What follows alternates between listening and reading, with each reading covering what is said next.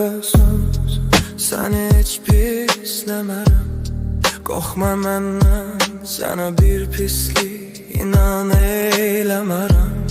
Bu sonu gözləmişəm çox, daha da gözləmərəm. Mən susum, ruhumu dinlə, yenə sərsəmləmərəm. Eşit ondan o deyən sözləri mən söyləmərəm. O sözü pis səsi tutqunu batıb dərdə qəmərə. O əsrlərdir ki yorğun, onu məyus eləmə. Aç saçın tök üzünə, ağla başın qoy sinəmə. Və eşit hər sözümü, sus və eşit heç nə demə. Eşit onsuz daha səndən neysə gizləmərəm.